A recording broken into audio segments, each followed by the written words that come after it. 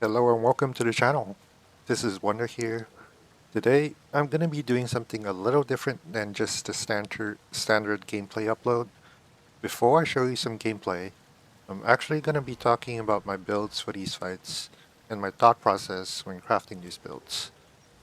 So I'm going to bring up Wizard Wardrobe here, and you can see for the Dreadsail Reef page, I have a bunch of setups already crafted. I crafted these when filling for yellow score called Essence. They've been in Dreadsail Reef for a while. This was really my first time doing DSR since subclassing hit. When I filled for them, they did prescribe the three subclassing lines I was required to bring. You can see here on the right, it's Heart, Siphoning, and Soldier of Apocrypha. So Heart, uh, obviously to bring igneous weapons, stagger, and keep up minor brutality. So they didn't have a Dawn's Wrath user for minor sorcery.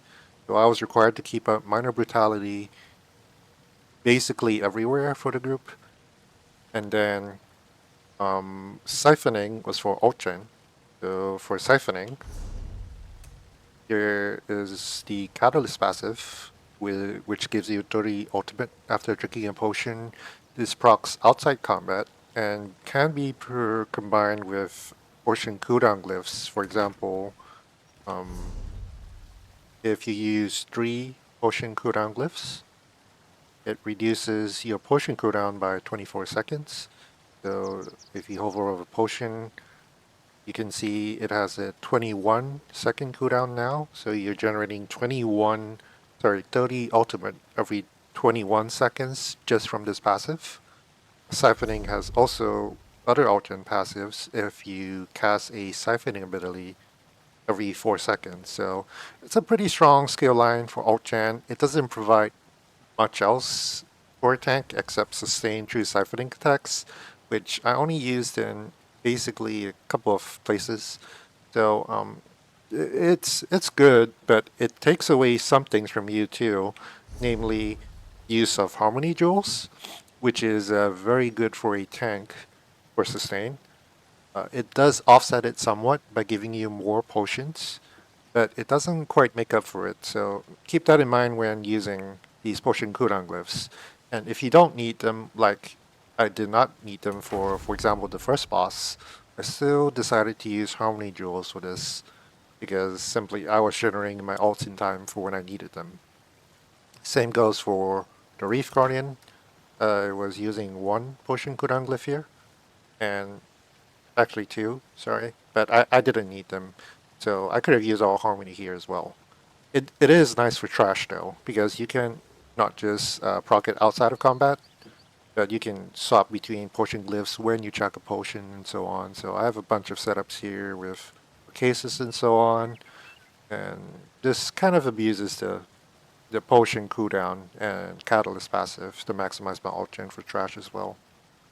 Okay, and aside from that, going back to our build, I had the Soldier of Apocrypha skill line, and this was required as well for a few reasons. The first of which is, of course, minor evasion. This is the only skill line that provides minor evasion.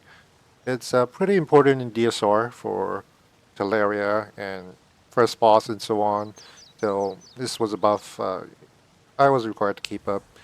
And the other reason was primarily Runic Sunder. They were running a no Alkosh comp. So we needed to provide pen in another way, and the way they decided on was to use Crusher, which is 2.1k pen, and Runic Sunder. So this combined with Arc passives is enough pen for DDs. So I was required to keep this up on basically every fight, including Reef. So I had to keep Runic Sunder up and taunts up on all the Reefs, which typically you don't need to. Um, this skill line is also nice for easy minor brittle. It's not the only way you can brittle, of course, but it is an easy way to minor brittle. And it is nice for AoE fights where your frost enchants could go on ads, for example. Uh, So let's look at my first boss build here. So I'm gonna equip this, and then I'm gonna run Superstar so we can take a look at this. So this was my setup for twins. You can see here I'm in Tremor Scale, Pearlescent, and PA, so I'm required to keep PA up. You will notice that even though I have Magma on, I'm going to show you gameplay where I didn't use Magma. Magma, if in case you didn't know, was nerfed recently. When you have Magma active, you cannot generate ultimate anymore.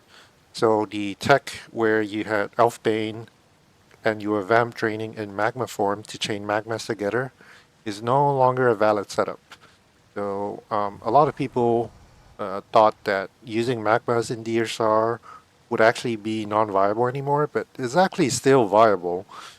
You can still use magmas on, for example, the first boss on the phases you need it. For example, when the two Atros are up and you're holding the boss, you can magma and for 12 seconds, and then after magma wears off, if you get Pillager and Crypt, for example, you still generate enough ult to magma on the subsequent phase where you'll need magma again, but you won't be able to do tech where you keep up magma for like 40 seconds straight and execute anymore. So you do have to play around this now.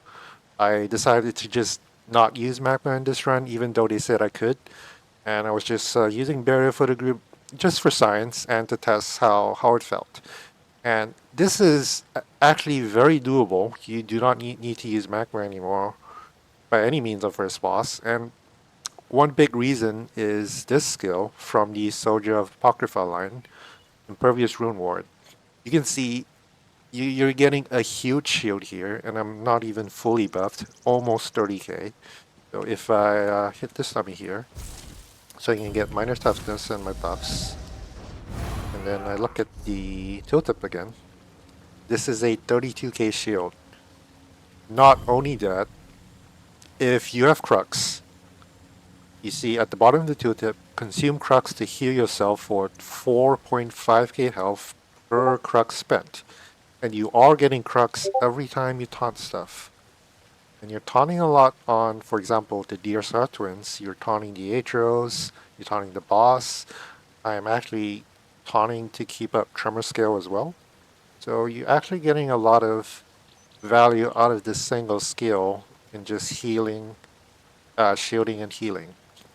So if you're using the skill, you kind of want to spec more into health because it kills off your health, and you definitely want to spec into these two CPs, Warrant Master, which gives you 10% mid when you have Diamond Shield and you're blocking, as well as Bastion, which increases your shields by 15%. So you'll notice that I have the 4 blue CP mitigation CPs, and I drop Bulwark here. This is also because, if you notice, this Soldier of Apocrypha line gives you 3.2k extra armor whenever you have a ability from the skill line active on you. So Runic Sunder accounts for that. So just keeping this up will give you 15 seconds of this buff, but Runic Sunder itself also gives you 2.2k armor. So combined, this is 5.5k armor just for keeping that skill up. So if I give myself major and minor resolve, you can see I'm just at 29.5k or so resistances. But if I proc Runic Sunder, immediately my resistances go to 35k, which is actually over the resist cap. So I could have technically dropped Fortified here for something else like Expert Evasion, but I opted to keep it in just as a failsafe in case my buff uptimes weren't perfect. And having extra resistances actually does affect the tremor scale value. So you can see here if I am fully buffed, the tremor scale pen value is 2.7k, which is does scale over your max resistances. So there is some value there, but we don't really need it. Um, but yeah, going back to my build, since I don't have the vamp drain anymore to build or chain magmas, I decided to also try staggering. So this is actually a fairly stamina intensive setup. Not only is your taunt stamina costing, but your PA proc is resolving vigor as well as stagger. So you do have to be pretty careful when using the setup because you can run out of stam pretty easily. So given that, I did opt to use siphoning attacks. So this is from the siphoning line. If you have your wall down with Elisas and stuff, proccing damage just restores magic and stam for you every second, as well as it gives you a nice hot, about 1.3k health per second. So it's a good skill to have just for sustain, and you can cast it to convert health to magnet stam. It's kind of like balance, but it just works for both mag and stam. So it's basically a better version of balance, essentially.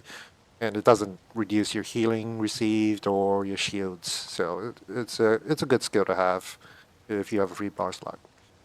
So given this build, I'm gonna now show you some gameplay footage and briefly talk about it. Here's a pull of the first boss where I tried not using Magma Shell.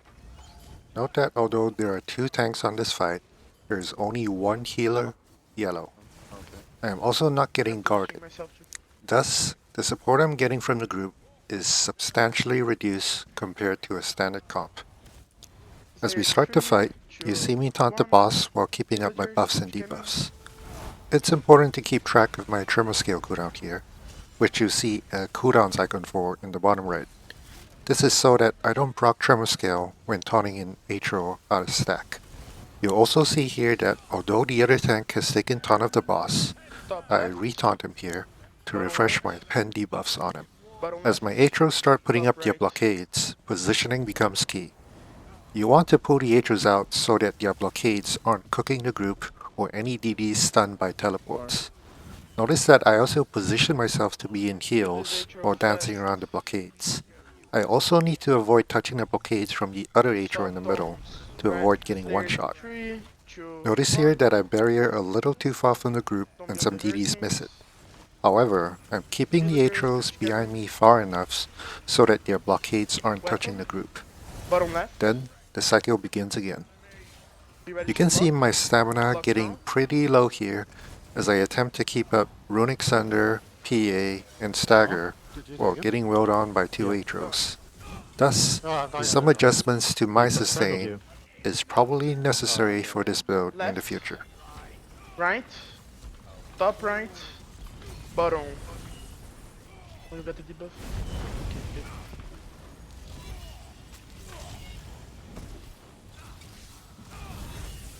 Left Slayer 3.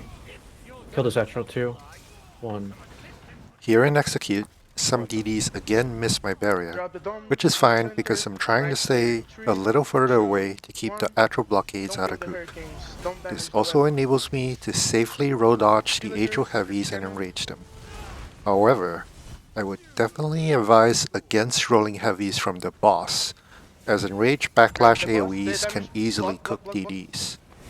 This is especially true in today's meta, where DDs drop cloak and major evasion in favor of more powerful subclassing skills. This was a good one. Good job. Let's go fast.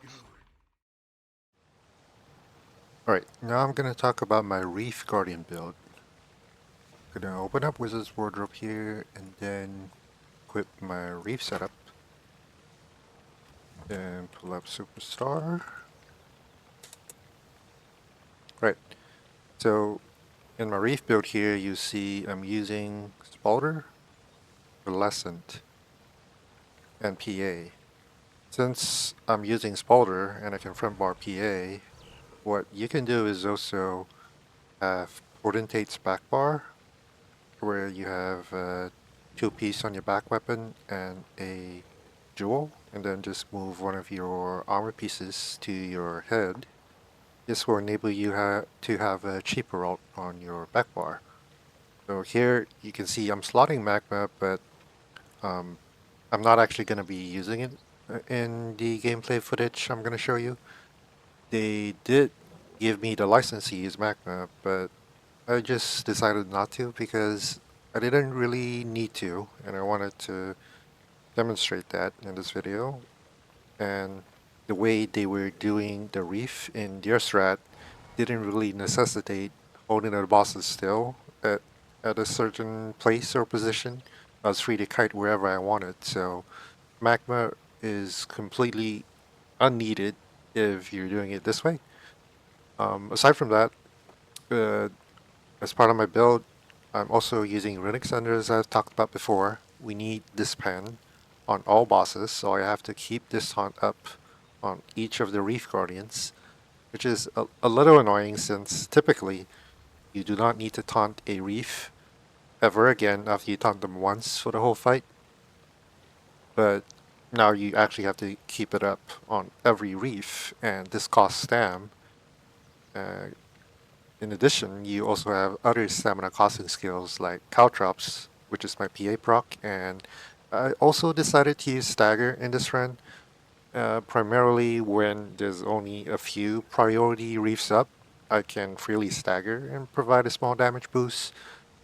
The secondary reason is I need to provide minor brutality to the group, so in short of recasting igneous weapons every 20 seconds, or putting on something like igneous shields, I needed some way to proc it, so I just decided to use Stone Giant, since that also reminds me to proc it automatically. So I also have Siphoning on, because I kind of need the stam sustain in some cases, as well as Rapids, Elisas, and of course Impervious Rune Ward as my main defensive skill. This group does a bit of a different strat from Genesis, which is slower but requires less burst damage and is probably a little easier to execute on. To start off here, you see me facing this reef cone backwards to avoid hitting the portal team coming up. After the portal team comes up, I reverse the cone here. Sure. One. Note that you have to be careful with the position of this reef here. If you draw an imaginary line from the center of the hole on the right to the middle of the arena, the reef needs to be positioned on the side of the line towards the next hole you want it to run to, which is typically always clockwise. You wanna go down? This is because reefs always run to the nearest hole currently not occupied. As more reefs spawn, we move to hole number 2, which is typically the most dangerous part of the fight. The key to tanking without magma is simply to quickly move out of the pool spawned by the acid reflux cones before they tick on you. If you get ticked by a pool, like you see I did here, you get an acidic vulnerability debuff that increases the damage of pools and cones done to you. This damage will ramp in proportion with your debuff stacks. However, as you can see from this log here, the damage of cones at 0 or even 1 stack is fairly low and only ticks once every 2 seconds, so you can actually walk or sprint out of these AoEs without blocking. Note that if you do that, you will still need to watch out for light attacks from the reefs, as those actually hurt quite a bit and can two-shot you. Cleave the mage on the right, please.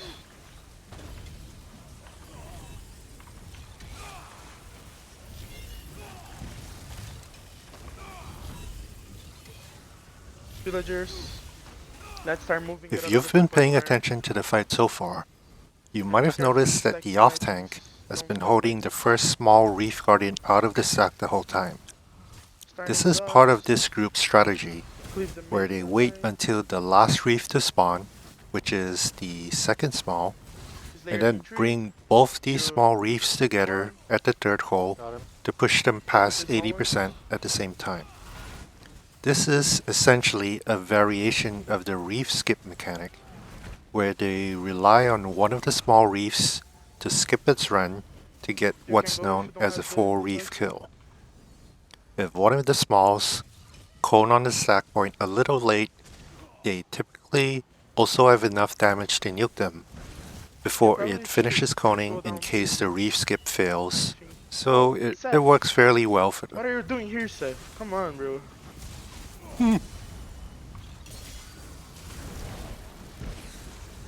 No one knows. Villagers.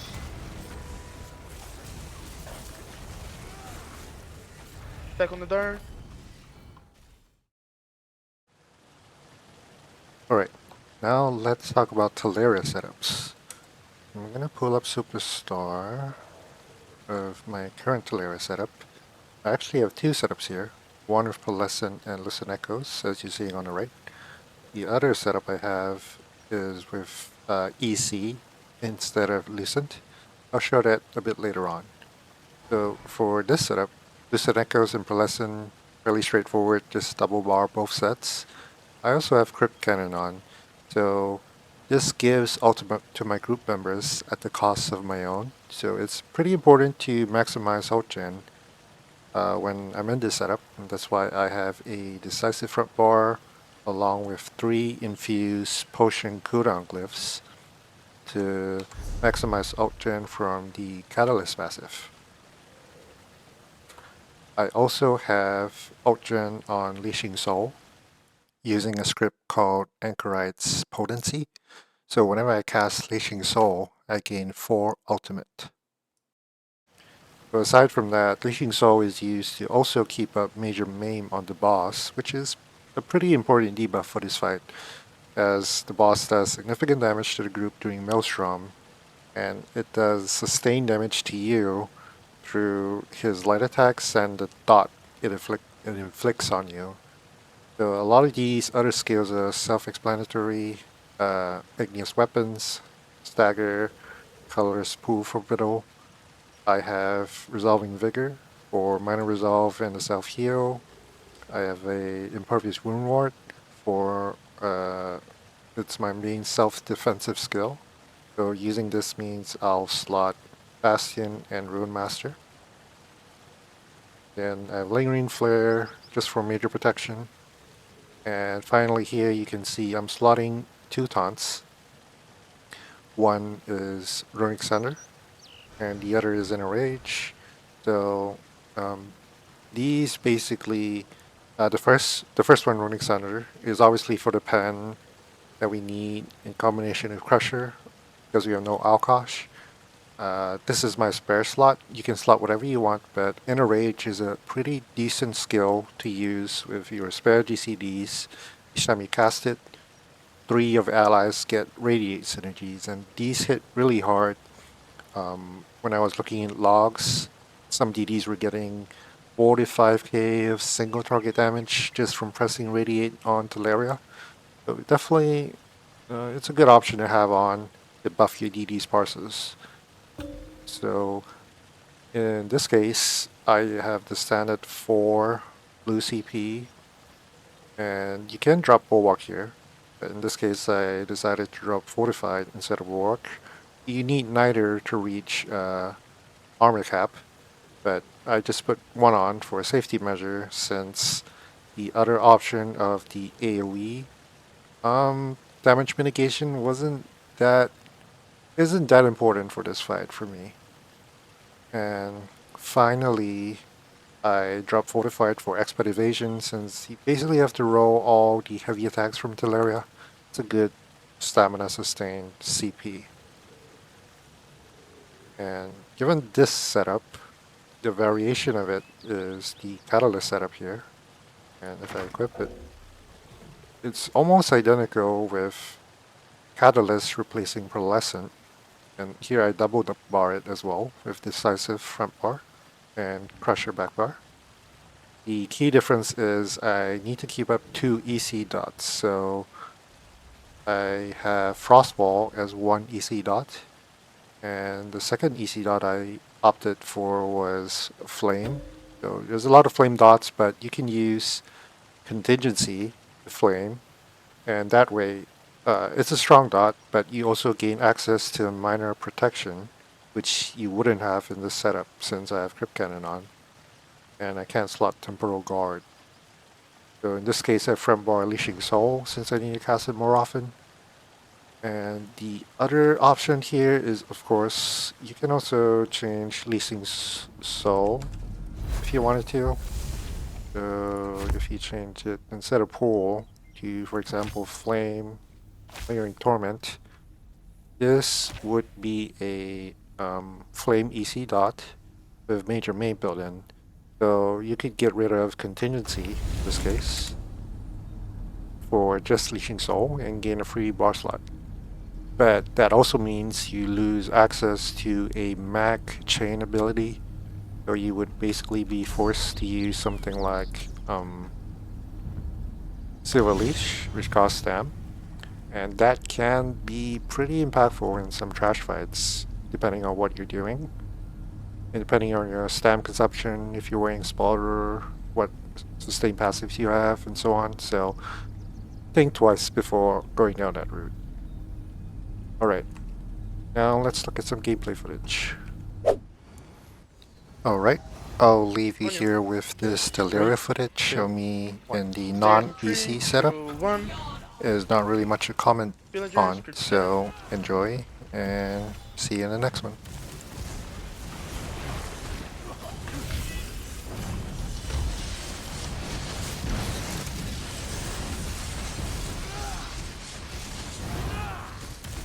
Oh my god.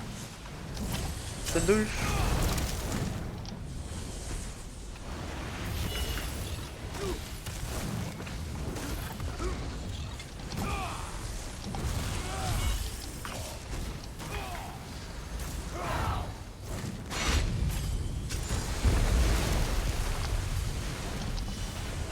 Right to number 1.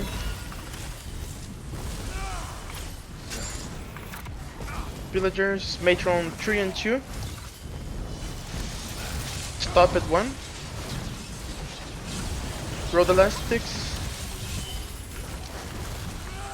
Give space for the tank. Matron at 11. We're gonna stop at 8. Slayers in 3, 2, 1. Beam towards the behemoth on the right. Be careful of the cleave. Roll now.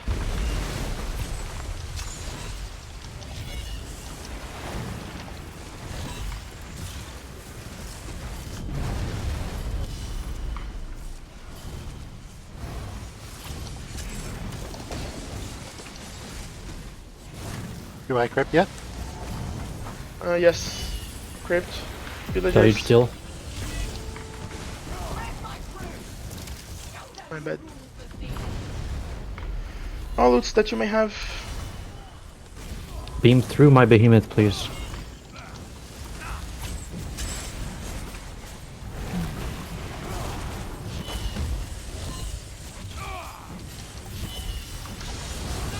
Stack better.